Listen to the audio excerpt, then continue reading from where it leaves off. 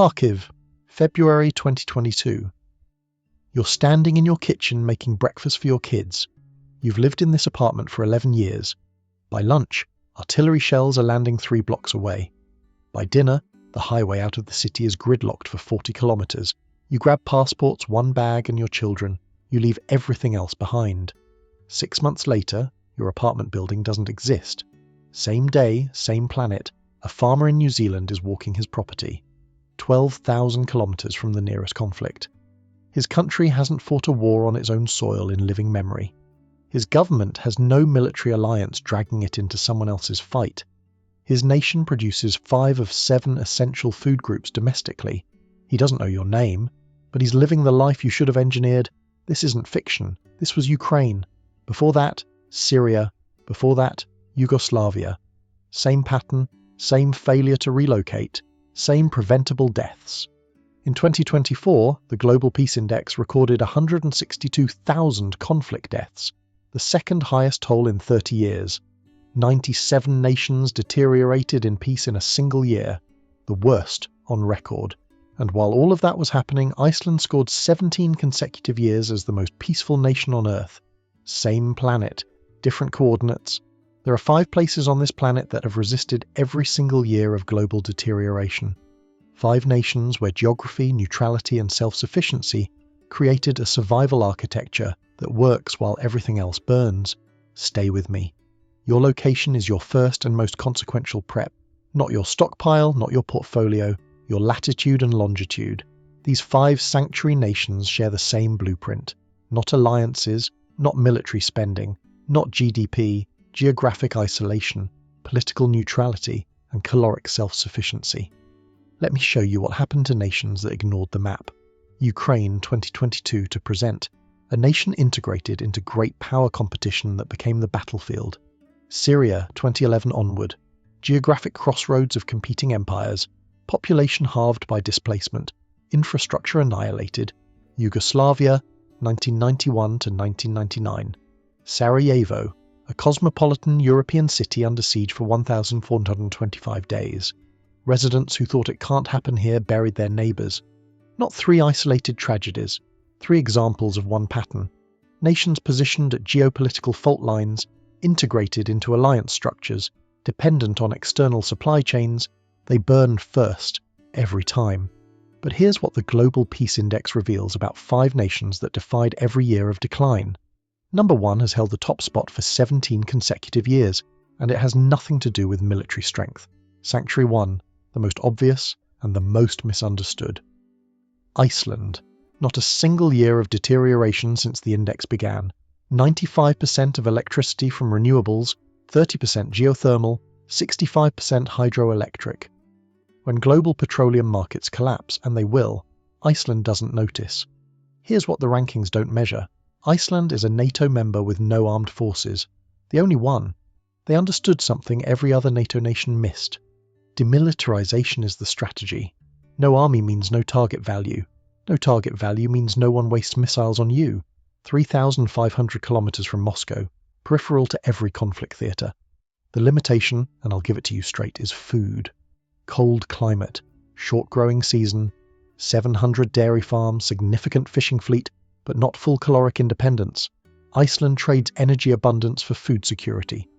That trade works until maritime shipping doesn't. This isn't fortress geography, it's fortress irrelevance.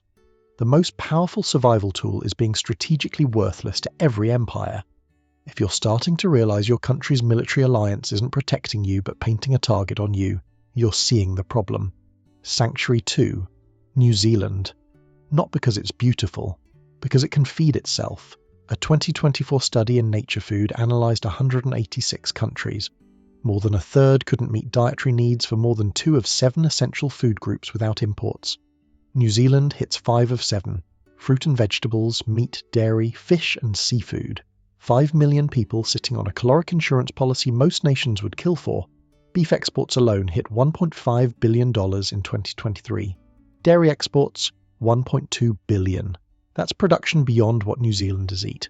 When export markets close, domestic supply doesn't shrink, it expands. No formal military alliance comparable to NATO. Minimal profile in great power competition. Translation: nobody's planning operations that require New Zealand as a target, 12,000 kilometres from the nearest major conflict, surrounded by ocean in every direction. Sanctuary 3 is what separates policy from engineering. Switzerland, 1815, Congress of Vienna.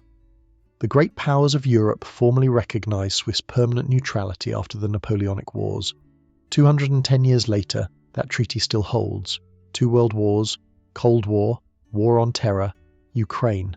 Switzerland stayed neutral through all of it, not because they were passive, because they built a fortress, 370,000 fallout shelters, every single citizen accounted for.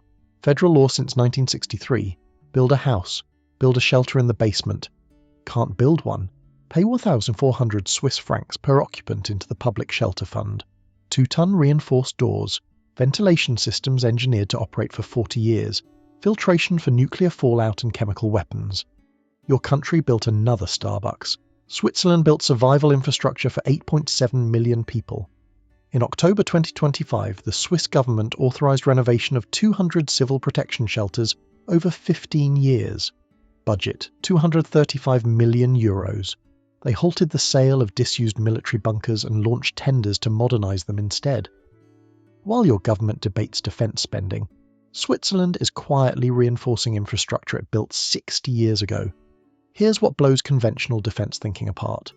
Switzerland maintains 140,000 active military personnel with substantial reserves. Not to invade anyone, to make invasion so costly that no one bothers. Neutrality backed by porcupine defence, that's not cowardice.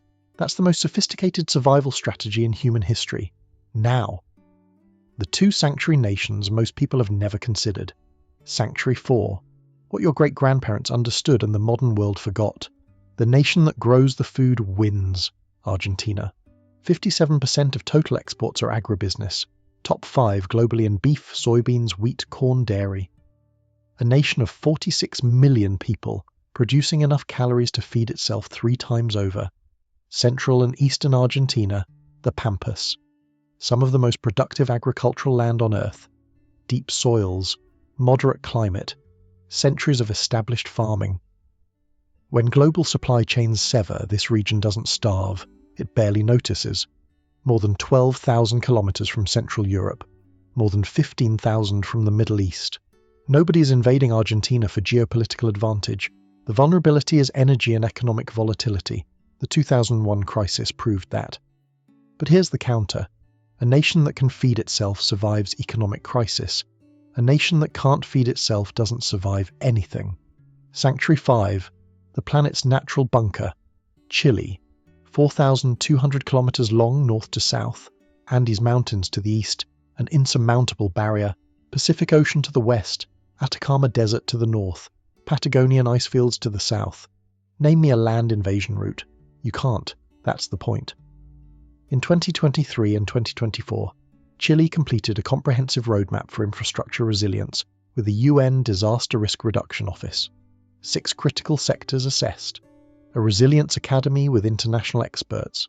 An integrated data hub consolidating risk information across sectors. While most governments plan for the next election cycle, Chile is planning for system-wide disruption. Its 2022 climate change law wrote resilience into governance at every level, not aspiration. Law. The mountains and the ocean aren't obstacles, they're the walls. So what's the advantage these 5 nations share?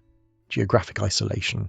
All 5 site peripheral to primary conflict theatres, distances from 3,500 to over 15,000 kilometres, political neutrality or non-alignment, treaty-based, demilitarised or independent, none integrated into alliance structures that make them collateral targets. Self-sufficiency in essentials, energy, food, infrastructure, institutional stability, continuous democratic governance, rule of law. Here's the divergence. The 25 most peaceful nations were 1% more peaceful in 2024 compared to 2008. The 25 least peaceful? 7.5% worse. The gap between safe and burning is wider than at any point in the index's history, and it's accelerating. 5 consecutive years of global decline. The question is whether your coordinates put you on the right side of that widening gap. The 5 survival coordinates. Iceland. Energy independence and strategic irrelevance, 17 years at number 1. New Zealand, caloric self-sufficiency and hemispheric isolation, 5 of 7 food groups. Switzerland, constitutional neutrality and engineered survival, 370,000 shelters, 210 years of staying out. Argentina, agricultural dominance, feeds itself 3 times over. Chile, fortress geography, Andes, Pacific, desert, ice, no invasion route exists. The question isn't if global peace continues deteriorating. The data says it is. The question is whether your coordinates position you and your family on the side that survives. Drop a globe emoji if you're already evaluating your coordinates. Tell me what you want next. Food self-sufficiency deep dive, neutrality as survival strategy, or the specific infrastructure that kept Switzerland alive through 2 world wars. I read every comment. The only question is whether you'll reposition before it matters, or whether you'll be standing in that Kharkiv kitchen, watching the highway gridlock with your children in the back seat, wishing you'd read the map when reading it was still a choice. Pull up the Global Peace Index, find your score, then decide if that number lets you sleep. Thanks for watching.